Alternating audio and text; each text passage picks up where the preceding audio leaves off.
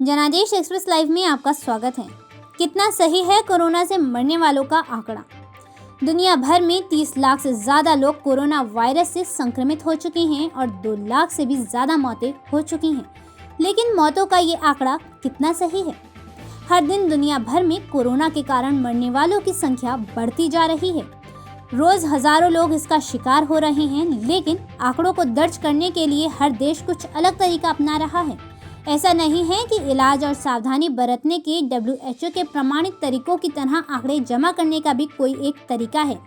ऐसे में इन आंकड़ों की विश्वसनीयता पर सवालिया निशान लगा हुआ है। जर्मनी, स्पेन, दक्षिण कोरिया और लग्जमबर्ग में हर उस व्यक्ति को कोविड-19 के कारण मरने वालों की सूची में डाला जाता है जिसका कोरोना टेस्ट का नतीजा पॉजिटिव रहा हो, फिर चाहे उस व्यक्ति की मौत अस्पताल में हो या फिर घर में। वहीं बेल्जियम में आधी से ज़्यादा मौतें नर्सिंग होम में हुई।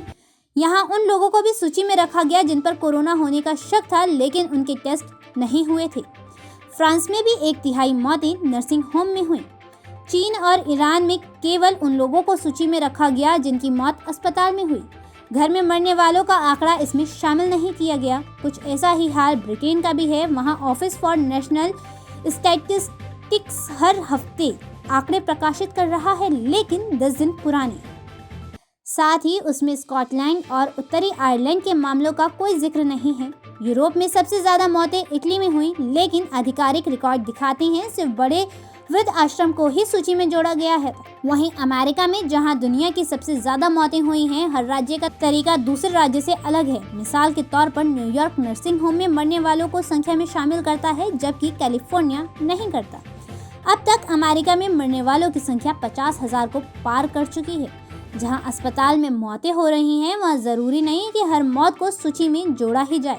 बेल्जियम, ब्रिटेन, इटली, लग्जमबर्ग, दक्षिण कोरिया और स्पेन ने तय किया है कि यदि मरने वाले व्यक्ति का कोरोना टेस्ट पॉजिटिव रहा हो तो उसे सूची में जोड़ा ही जाएगा, फिर चाहे मौत पहले से चल रही किसी बीमारी के कारण ही क्यों ना हुई हो। इसके विपरीत ईरान ऐसा नहीं करता। यहाँ तक कि पॉजिटिव टेस्ट कर चुके व्यक्ति की मौत सांस की किसी और दिक्कत से हुई हो तो भी उसे सूची में नहीं जोड़ा जाता है। अमेरिका में लोग शिकायत कर रहे हैं कि जब टेस्ट आसानी से उपलब्ध नहीं था, तब कई लोगों की मौत की वजह निमोनिया बताई गई। उन्हें सूची में शामिल नहीं किया, जबकि निमोनिया कोरोना के कारण होता है। French institute for demographic studies के गिलन पाइसन और फ्रांस मेस्ले के अनुसार महामारी के दौरान जितनी भी तेजी से काम करने की कोशिश की जाए, लेकिन सटीक जानकारी जमा करने में वक्त लगता है। उन्होंने कहा, ये ठीक तरह से समझने में कई हफ्ते या कई महीने लग सकते हैं कि कितनी मौतें हुई होंगी।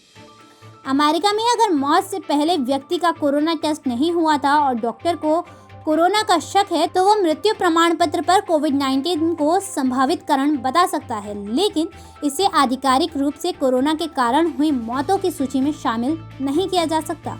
इसी तरह से स्पेन में भी मौत से पहले अगर टेस्ट नहीं हुआ था तो उसे सूची में दर्ज नहीं किया जा सकता।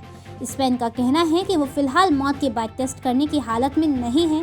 मार्च में न्यायिक अधिकारियों ने कोस्टिला ला माचा इलाके में जो आंकड़े पता लगाए, वे स्वास्थ्य अधिकारियों के आंकड़े से 3 गुना ज़्यादा थे। वहीं जर्मनी में कुछ राज्यों ने मौत के बाद भी टेस्ट किए, लेकिन हर राज्य के अलग नियमों के चलते ऐसे मामलों की कोई साझा सूची नहीं बन सकी।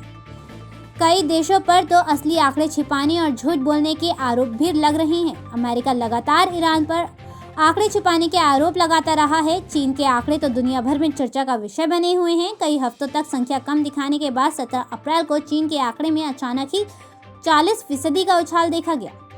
वुहान, जहां से इस वायरस की शुरुआत हुई, वहां के 1300 और मामले जोड़े गए। सरकार ने कहा कि घर में मौत होने के कारण इन लोगों को पहले सूची में जोड़ा नहीं जा सका था। ऐसे में आधिकारिक तौर पर भले ही दुनिया में अब तक 2 लाख लोगों की जान गई हो, लेकिन असली आंकड़ा कई गुना ज़्यादा हो सकता है। इस संकट के खत्म हो जाने के बाद भी शायद वैज्ञानिक एक अनुमान मात्र ही बता सकेंगे। असली संख्या हमेशा एक पहेली बनी रहेगी।